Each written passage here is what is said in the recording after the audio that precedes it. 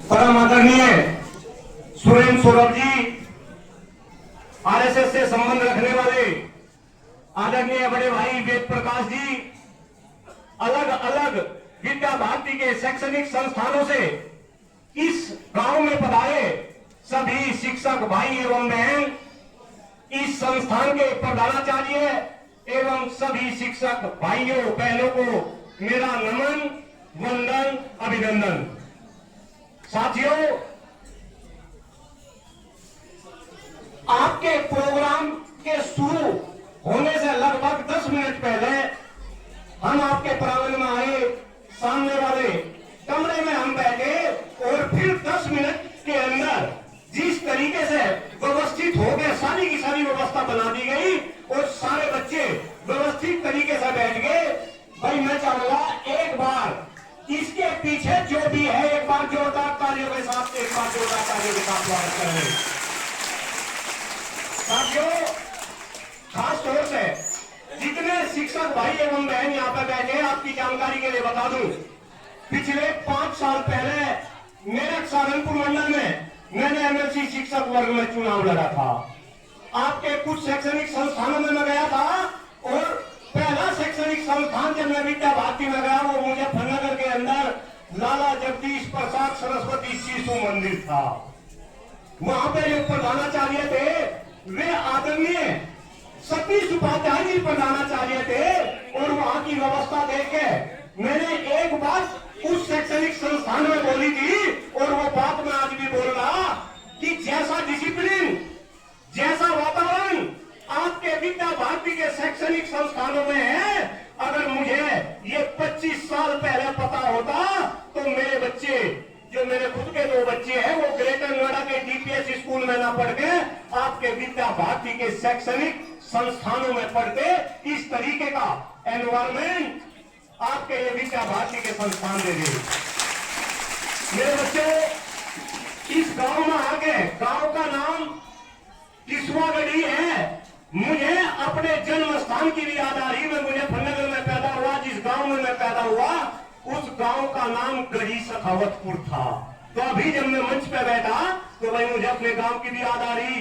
फिलहाल मैं आप बच्चों के लिए बस केवल और केवल इस मंच से ये संदेश देना चाह रहा कि आने वाले टाइम में आप ही इस भारत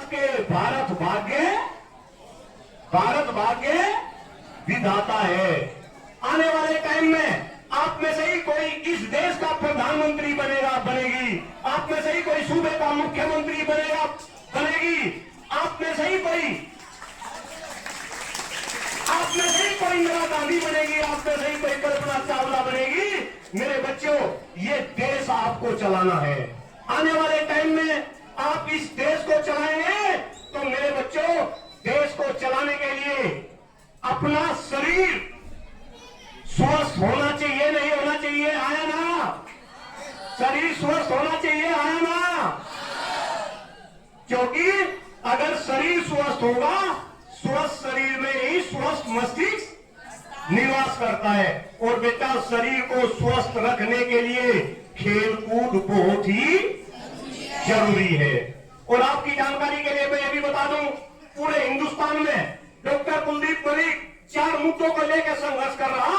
वे मुद्दे हैं शिक्षा का, स्वास्थ्य का, पर्यावरण का और देश की बढ़ती हुई जनसंख्या का। तो मेरे बच्चों, अगर मैं इस संस्थान के अंदर खेल कूद प्रतियोगिता के उद्घाटन समारोह में आ रहा तो कहीं न कहीं ये सीधा संबंध स्वास्थ्य को लेकर है। और मेरे बच्चों, ये आज चिंता का विषय है। आज के बाद में अलग अलग टीवी चैनल पर भी आप मुझे देखेंगे, हिंदुस्तान के अंदर स्वास्थ्य आज चिंता का विषय है। और मैं अलग अलग मंच से इस बात को कहता हूं कि जैसा स्वास्थ्य मेरे बाबा जी का था, ऐसा स्वास्थ्य मेरे पिताजी का नहीं रहा। जैसा स्वास्थ्य मेरे पिताजी का था, ऐसा स्वास्थ्य मेरा नहीं, और जैसा स्वास्थ्य मेरा, ऐसा स्वास्थ्य आपका नहीं। और मेरे बच्चों, खास तौर से जब मैं हिंदुस्तान में युवाओं के बीच में जाता हूं, ये क्वेश्चन मैं हर युवा से करता हूं। मेरे सामने अभी भी यहाँ पे 200-300 युवा बैठे, कुछ शिक्षक भाई बहन भी बैठे। कौन युवा ऐसा है आप में से जो ये कहे कि मैं 100% स्वस्थ हूं? जरा झूठ नहीं बोलना, जांच हो जाएगी उसकी। कौन बच्चा ऐसा है जो ये कहेगा मैं स्वस्थ हूं। हाथ ऊपर करो जरा कोई बच्चा, हाथ ऊपर करो जो स्वस्थ हो, हाथ ऊपर करो इस प्रांगण में अगर कोई बच्चा स्वस्थ हो। और खास तौर से मेरे शिक्षक भाई एवं बहन, देखें ये हाल तो गांव के युवाओं का है, गांव के युवाओं का जो शुद्ध हवा ले रहे, शुद्ध पानी पी रहे और शुद्ध खाद्यान्न के खा रहे। अगर आप दिल्ली एनसीआर की बात करो, बड़े बड़े शहरों की बात करो, डॉक्टर कुलदीप मलिक आज इस मंच से ये बात कह रहा कि आज देश के अंदर 90% युवा है स्वस्थ है। जरा शिक्षक भाई इस बात को ध्यान दें, देश के अंदर आज 90% युवा स्वस्थ है और उसके पीछे अगर सबसे बड़ा कारण है तो वो है हमारे देश का हवा और पानी, जिस पर्यावरण की मैं बात कर रहा हूं। मेरे बच्चों, आदरणीय वेद प्रकाश जी मंच पे है, इनको पता है आपके बीच में ऐसा इंसान उद्बोधन दे रहा जो लगभग 1 लाख पेड़ पर्यावरण को बचाने के लिए बरगद के लगा चुका, 1 लाख पेड़। क्या मुझे बताओ, क्या बगैर स्वास्थ्य को सही करे हम आगे बढ़ सकते हैं क्या? बढ़ सकते हैं क्या? हमें इस देश को विश्वगुरु बनाना है ना, देश को विकसित बनाना है ना, माननीय प्रधानमंत्री नरेंद्र मोदी जी के सपने को साकार करना है ना, तो बेटा हमें अपने स्वास्थ्य के ऊपर ध्यान देना पड़ेगा। अरे मुझे बताओ, जिस देश के अंदर 90% युवा स्वस्थ हो गए हो, जिस देश के अंदर आज सांस लेने के लिए हवा ना बच रही हो, जिस देश के अंदर आज पीने के लिए पानी ना बच रहा हो, और जिस देश के अंदर कहीं ना कहीं गुरुओं के भी खस्ते हालात हो, क्या वो देश विश्वगुरु बन सकता है ना? बन सकता है क्या? नहीं बन सकता।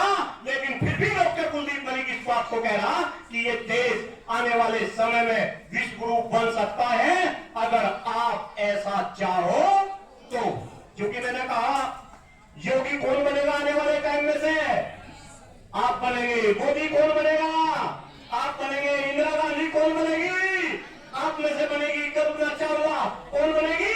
आप में से बनेंगे। क्योंकि मेरे बच्चों, आने वाले टाइम में ये देश आपको चलाना, इसलिए आपको इस देश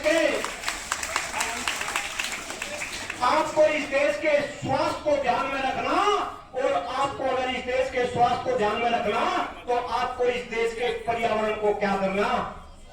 बचाना है। मैंने 2 मुद्दे बता दिए आपने बातों बातों में, एक पर्यावरण का, दूसरा स्वास्थ्य का। अगर पर्यावरण बचेगा तो स्वास्थ्य भी बचेगा। और मेरे बच्चों, तीसरा मुद्दा भी मैं अपना बता रहा, वो है हमारे देश की पद से बदतर होती शिक्षा व्यवस्था में। तो पहले ही बोला, आप तो ऐसे संस्थान के अंदर है, लेकिन मेरे बच्चों जब आपका समय आएगा तो आपको इस शिक्षा व्यवस्था के ऊपर भी काम करना पड़ेगा। देश की शिक्षा व्यवस्था आज ऐसी हो चुकी कि जैसे ही बच्चा माँ के पेट से निकलता है, गरीब का बच्चा है वो सरकारी विद्यालय में जाएगा, अमीर का बच्चा है वो प्राइवेट विद्यालय में जाएगा, गरीब का बच्चा सरकारी खिचड़ी खाएगा, सरकारी दलिया खाएगा, अमीर का बच्चा हॉर्लिक्स का दूध पिएगा, एसी बस में बैठेगा। और जब दोनों बच्चे कंपटीशन के लिए आएंगे तो देश में होंगे पेपर लीक, देश में होंगे पेपर लीक, यानी कि 40-40 लाख रुपए में इस देश में नीट के पेपर बिकेंगे, यानी कि देश में फर्जी डॉक्टर बनेंगे, फर्जी इंजीनियर बनेंगे, इनफैक्ट देश में फर्जी ब्यूरोक्रेट भी बनने। इस शिक्षा व्यवस्था को भी आपको आने वाले टाइम में क्या करना पड़ेगा? सुधारना पड़ेगा। इस देश में शिक्षकों का सम्मान बढ़े, शिक्षकों का स्वाभिमान बढ़े, शिक्षक देश में सामाजिक, राजनीतिक और आर्थिक रूप से सशक्त बने। आपको ऐसी व्यवस्था इस देश में लगानी पड़ेगी, लगानी पड़ेगी, आया ना? शिक्षकों का सम्मान बढ़ाना पड़ेगा, आया ना? शिक्षकों को सामाजिक, आर्थिक और राजनीतिक रूप से सशक्त बनाना पड़ेगा, आया ना? और मेरे बच्चों, एक बार पुनः मैं बधाई दे रहा, इतना अच्छा आयोजन। अरे ऐसे गांव के अंदर बुलंदशहर से, खुर्जा से भी करीब 15-16 किलोमीटर ये आपका गांव है। इस गांव के अंदर अगर इतने सारे विद्या भारती के शैक्षणिक संस्थानों से बच्चे और उनको मैनेज करने के लिए शिक्षक भाई बहन इकट्ठे हो सकते हैं, मैं तो अभी वेद भाई साहब से पूछ रहा था, मैं कहा भाई रुकने का अरेंजमेंट कैसा होगा?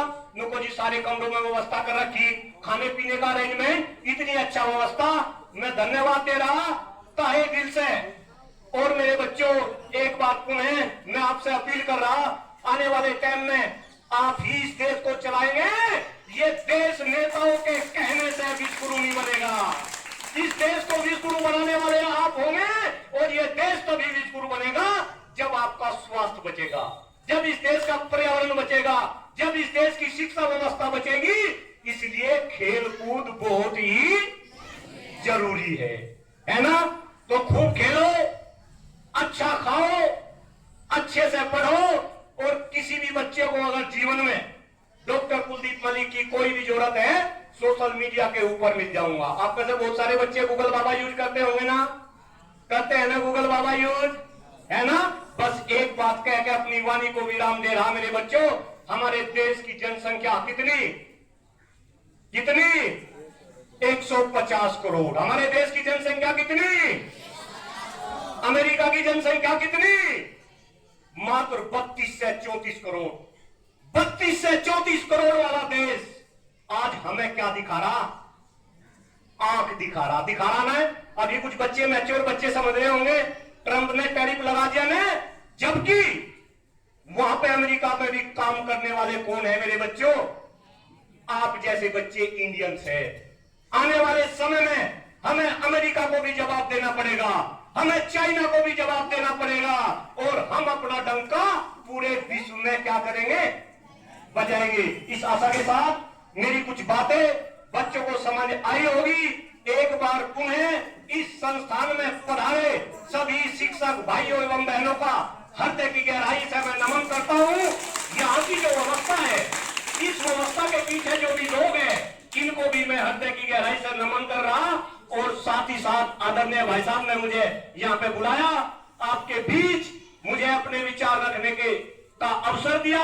आपका भी मैं आभार व्यक्त करता हूँ। एक बार मेरे साथ भारत माता की, भारत माता की, भारत माता की, वंदे वंदे वंदे। जय हिंद, जय भारत, भारत माता की जय।